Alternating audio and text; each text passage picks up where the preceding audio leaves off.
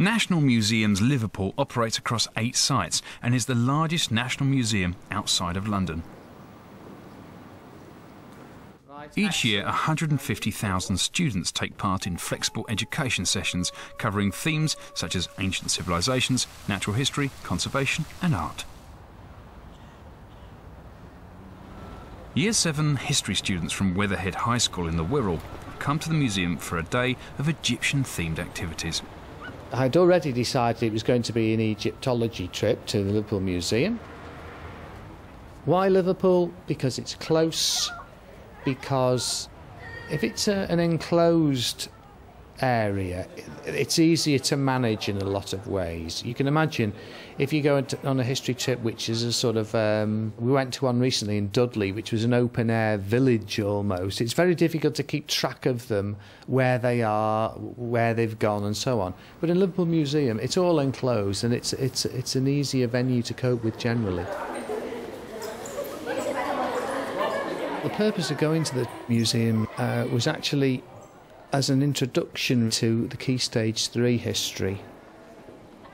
They've actually already covered the Egyptian period in Key Stage 2, but when they arrive here in Year 7, we like to introduce them to historical skills of research, note-taking, presentation, that sort of thing, and it's a sort of a good introduction to Key Stage 3. The trip begins in the Treasure House Theatre, the museum's multimedia education centre. The idea of Death on the Nile is to bring the world of the ancient Egyptian mummification to life, basically. We try to make the show as fun and as entertaining as possible, but obviously we have to be factual and truthful to the times. The mummy that you can see behind me is a dummy we had specially made, and during the show we invite members of the audience to take part in mummifying the body itself. So they help us to wrap it up and take the brain out of the nose and remove the organs. Hopefully it brings it more to life and it gives them a greater resonance for the young people when they go back to the school. Each group, you're going to take pictures as you go through the day. Right, I'm not going to tell you what to take. You're going to do the report, right? When you get back to school tomorrow, you're going to have one period to do the PowerPoint presentation of what you've learned and how you've learned, all right? Not just what's in the gallery, but how you've learned, all right? We wanted it to be a sort of history and media thing. So I sort of stressed at the outset that I wanted them to do a presentation which would be done in school the following day, so that they would have to prepare materials during their visit, and that they took cameras with them, and then it was all going to be made into a PowerPoint presentation which was going to be presented to their peers on the following day. I think it's important to explain the purpose of the visit to them, so that from the outset they don't think it's just a day out.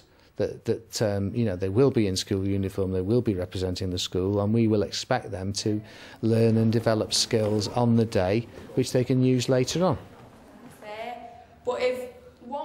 The idea that you go to a museum to collect information and to find out about a topic, in this case the Egyptians, so that when you're back at school you can do a presentation to children younger than you or children in other year groups, is a really good idea and could be used to shape any visit.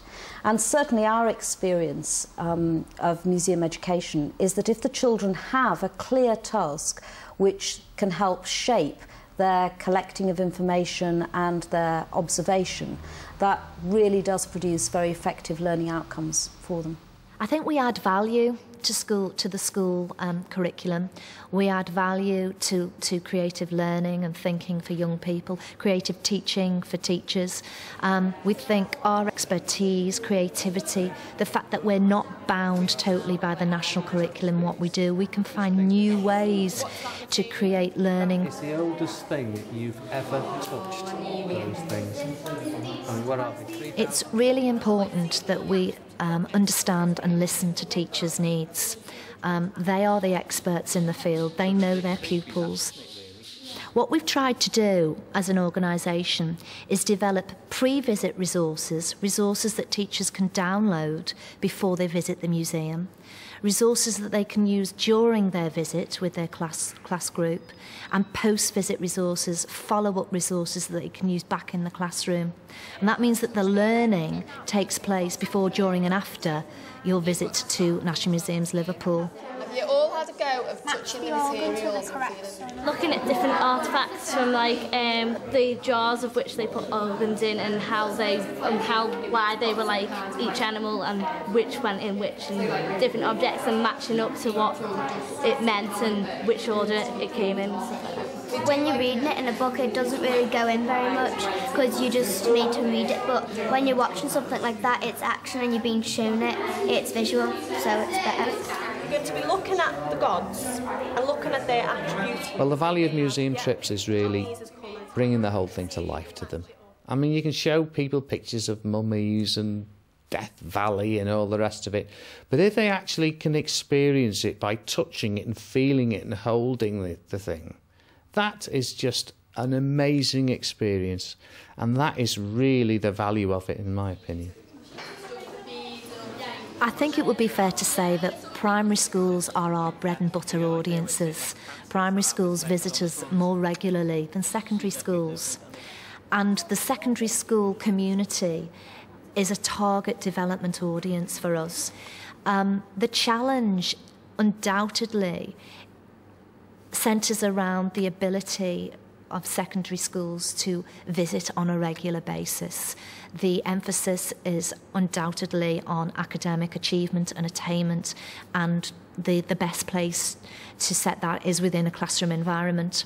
But I think we've got to find new ways again of aiding that, and I think schools themselves need to think more creatively and more diversely about the support that we can give them.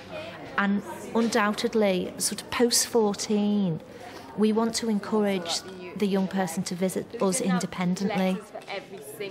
The problems we have, I would suggest, when we think about organising visits are really the obvious ones, starting with transport.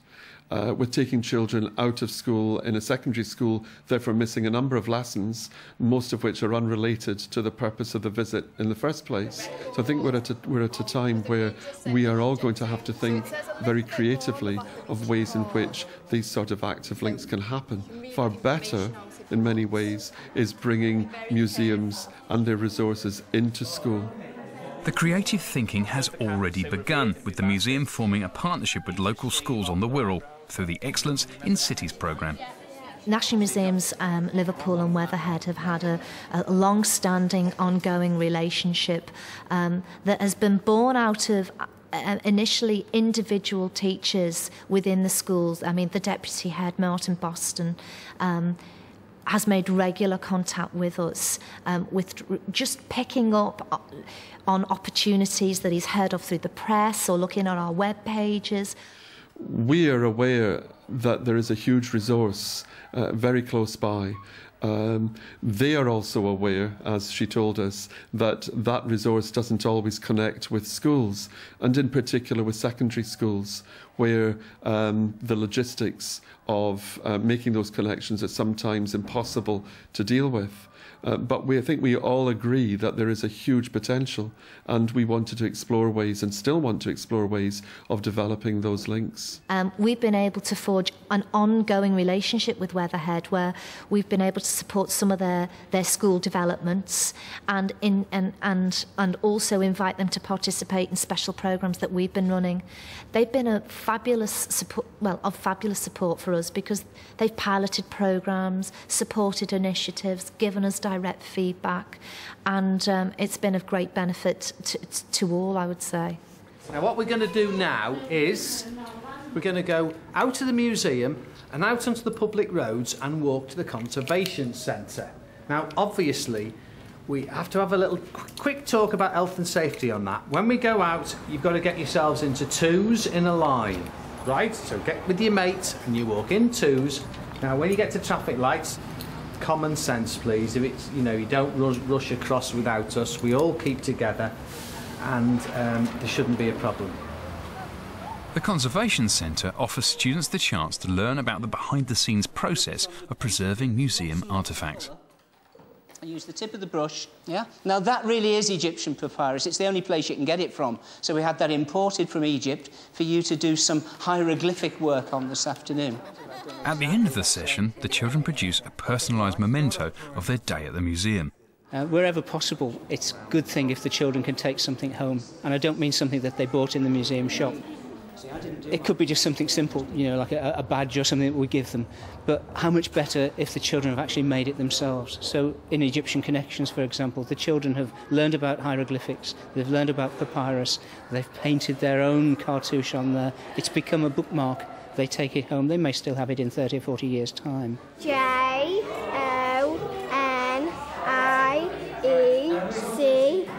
Janice. In school the following day, the pupils put their newfound knowledge into action. You haven't got time for that. I'm interested in what you learned yesterday and how you learned it. Not just what it was, but how you did it. Any questions? Well, obviously, the follow-up work, in my opinion, should be done as soon as possible after the visit. This isn't always possible, I realise, but, you know, the day after that is really the ideal. When they're on the trip, they should be working towards presenting something in the days to come, so they have got a focus. And I think that the presentation should reflect some of what they've learned on the day, possibly not just all about ancient Egypt or whatever it is, but how they've actually learned. Well, we've got the opening slide, and then we have all photos about the Death on the Nile show, and then we've got the canopic jars and the textiles and the coal pots and amulets. Because sometimes you forget what you've done, and when you look at the pictures you go, oh, I remember doing that, yeah.